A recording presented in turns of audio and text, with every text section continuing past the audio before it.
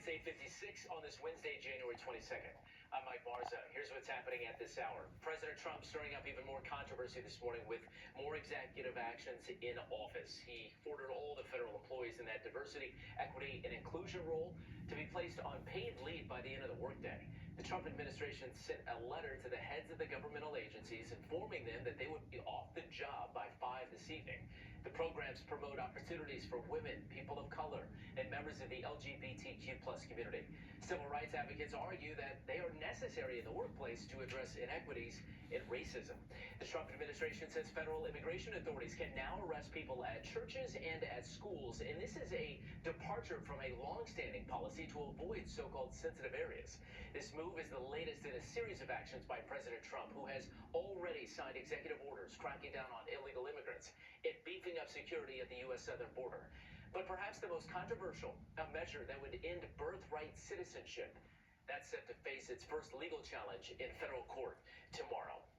Columbia University says it's not going to take some action after masked protesters barged into an Israeli history class. This video shared online yesterday by the group Columbia Jewish and Israeli Students.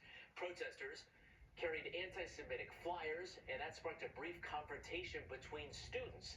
The interim president has since issued a statement saying the school will move quickly to investigate, and that any form of anti-Semitism, discrimination, or harassment won't be tolerated. Tonight is your opportunity to weigh in on some new bus network redesigns in Queens. The MTA hosting a virtual town hall on Zoom from 6:30 to 8 at night. Officials say the plan will include 25 new rush hour routes. The goal here is to speed up service to reduce the wait times for nearly 800,000 daily riders again in Queens.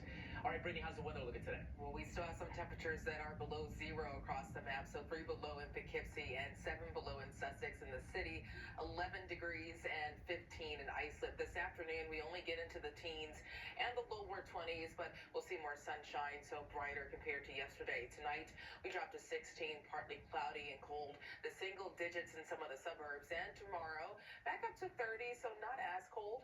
And that trend continues on Friday, back to freezing, 32, 34 Saturday, and 37 Sunday. Lindsay?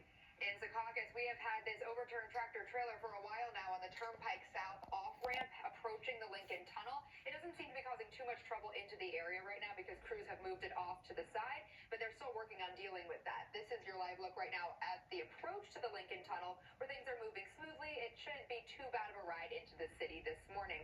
Though, in New Jersey, we do have problems on New Jersey Transit. All trains right now are subject to up to 15-minute delays and 20-minute delays in and out of Penn